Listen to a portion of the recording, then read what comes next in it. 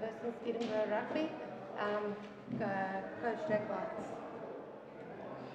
We're going online first, and then we'll do the floor. Ashfaq, you there? Hi, good afternoon, Jack. If you had any hair left, I think you would have pulled it out there at the end, but the guys managed to pull it off. Yeah, Ashfaq, I mean, exactly that. I mean, you got to work hard in these competitions. I mean, you'd see the margins are very small. I mean, literally that last kick was worth 3 points. We would have got 2, we get 5. You know, that's the message I gave the players: is don't underestimate how tough this competition is. So, yeah, I just thought, again, not taking anything away from their performance. Every time we got a little bit of a buffer, we made 1 or 2 silly mistakes. Yeah, Jake, because I just want to say now, I mean, you started off well again, 15-0 up, and you thought, okay, this is going to be easy bonus point win here, and they managed eventually to even get the lead. Yeah, well, I mean, you're 100% right. I mean, I think to be fair, Ashfaq, probably the players felt that as well. I think when they got 15 points up, I mean, they scored relatively easy from the pressure they built. So maybe, it's human. I think maybe they thought, it would just happen on its own. So, it's a lesson you learn, but it's easier to learn that lesson when you've got a win under the belt as opposed to a loss. Jake, just maybe some of the first-time tackling perhaps wasn't the greatest. I know they've got some quick guys, and Darcy Graham has got a good step on him too, but just maybe fronting up a bit. Ashfaq, I mean, obviously that was an area that we spoke about at halftime as well. We let them just get through the line. Obviously once or twice in the second half we put them backwards, which is the way we wanted to defend, and then made it easier for ourselves. But yeah, I mean, it is an area.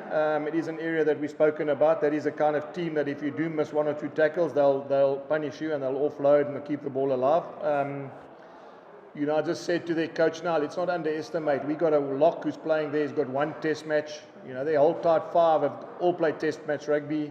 They probably, as a pack, got more test match experience than we have URC experience. So we also need to be mindful of the fact that it's not a team you think that you can just get here and beat them convincingly. Because I just want to say now, Jake, in terms of the positives, I mean, to pull off a win like that against such a strong team, when you have a lot of youngsters actually who've just made basically the second year of top level rugby, and then Morne staying at the end again showing his class. Ashfaq, you just said exactly what I was telling them. You forget, our front row, none of them have played test rugby. Our reserve front row, none of them have played test rugby. The locks that come on are relatively young. I think we still got one of the youngest teams in the competition. So, we'll get better. And these sort of results, when you get a win after not playing well, is also, some things that help you speed up that process as well. So, and then what more can I say about Morne? It's almost like he's built. He's almost been born to kick those kicks. I mean, he seems to love those pressure situations. Is there anybody there by you, Jake? Yeah, there's some here. Ken's here. Okay, now you guys can go so long. Okay, Ken. Pretty much asked. Okay.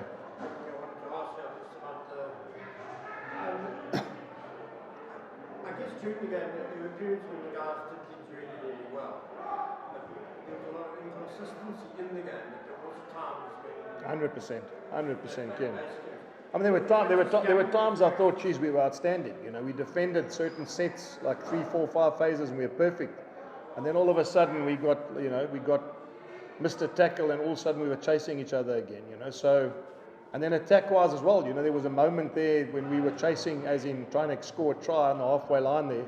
When we kept the ball for phase after phase after phase, the attack looked really good. And then we'd make a poor pass. I think it was that pass that went behind David. It was on. If David had caught that, and I'm saying not because he was just, the timing was wrong. If he had caught that, we would have got outside there. So, yeah, it's, Ken, I mean, I'm repeating myself. This is a young team. I mean, we mustn't get ahead of ourselves. I mean, we're far from where we need to be, experience-wise. But saying to them, to find a way to win, to show composure.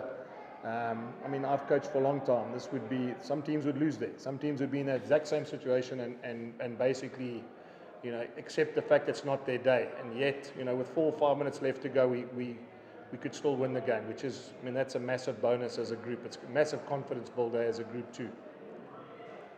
Yeah, coach. Just on simply Matanzima, is of course, is he gonna start anytime soon? Maybe. I think to be fair, he's just come back from an injury. And I think the one area he knows we've got to work hard on his scrumming. I mean, he's a great rugby player. I mean, he carries and he tackles, but he's still relatively new when it comes to scrumming at international level. And with those guys, all four of them being really good scrummers, it was always going to be an uphill battle for him. You know. So there'll be games maybe where when we feel he's confident enough, and the front row is confident enough. He hasn't scrummed for a while because of his injury. He had a calf injury. So, I mean, when that combination scrums a little bit more, I'm talking about at training and in a game, there's no reason why we won't start it. Winning a game like this without the strong, or what you say, top players. Yes. If I can play like that and still win against a side like this. Correct.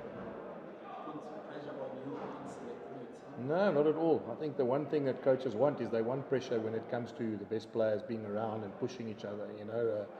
So, I mean, Sabu will come back, Kanan will come back, and obviously Kirtley will come back. And that, you know, the confidence that gives our group as well. I mean, you see what happens when the Stormers Springboks go back to the Stormers or the Sharks Springboks go back to the Sharks.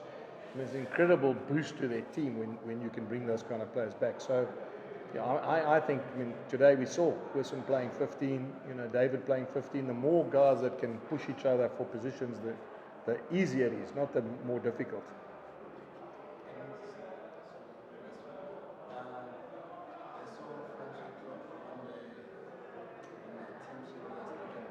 Yes. Are you getting what you really want from him? Yeah, he's young, you know. I mean, he's young and as in age for a prop, and he's young in terms of the amount of minutes he's played at this level. So this will do him good. I mean, it'll do him good to learn and experience the pressure that comes at this level. You know. I'm just very thankful that we found a way to win. You know, it's obviously much tougher for a coach. If you end up, he kicks the kick over, you know, your team talk after the game is very different. But hopefully the message is the same. We've got to be better. I think that call was correct. That what? That call on the tackle. The tackle. Yeah, you know, again, it's difficult for me to. I think there's been a massive push towards making sure tackles are lower. I thought Strabino did really well. He dropped his height, probably hit the ball, you know, and I think common sense prevailed because they didn't card him or they didn't. I mean, the reality was they thought it was a penalty, if anything. And you know, as I said, guy missed the kick, which, you know, that's the margins. He gets it over, then we would have debated about is it a tackle, should it have been a penalty, you know, etc., etc. Jake, you probably got the sort of weather you wanted today. Yes. Hot day in Victoria. 3 water breaks, I believe, per half. Yes. I know the first half took 55 minutes. Yeah. I'm not sure what the second half was. Ken, I must say, I know what you're going to ask me, and I'm going to tell you, I thought they managed the time really well, the Edinburgh guys. You know, changing boots, you know, coming off all the time, going back on, you know, I mean, I thought they managed it. At times I was a bit frustrated because we would have liked to have sped it up a bit more and kept the ball in play and maybe fatigued them a little bit more.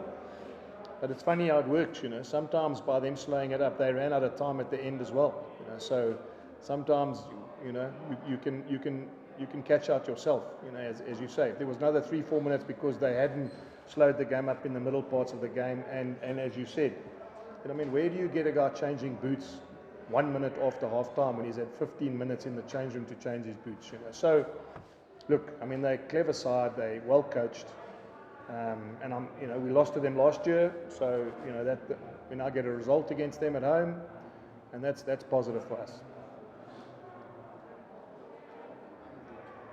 Good. Any more questions, anyone? Ashfaq, cheers, man.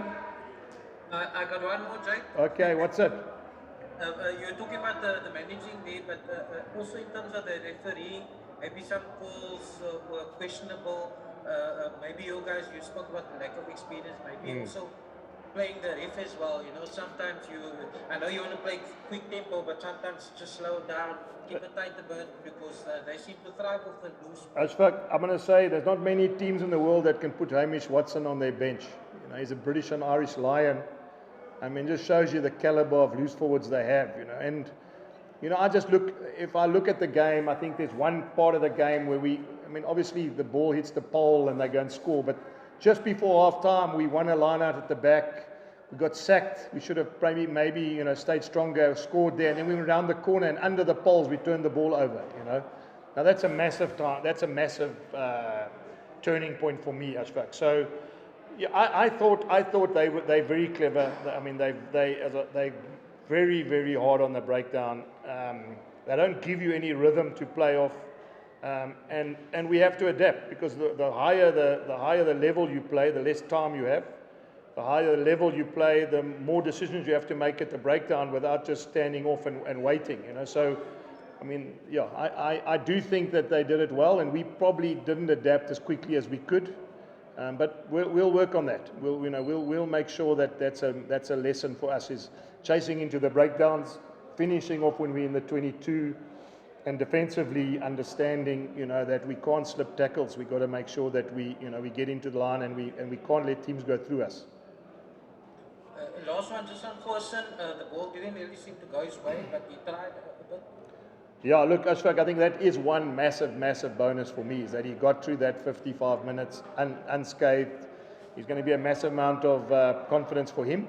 And Chris played well. You know, I like the fact that Chris also played well. He didn't think, oh well, you know, that means the Springboks coming back, and therefore I'm going to end up, you know, not being able to play to my strength. So, yeah, I mean, that is a massive boost for us, that a guy after 11 months can come back, play 55 minutes at that level, and I'm talking about that test level against a quality side. And so hopefully, you know, that'll be the beginning of a long stint with us now, week after week.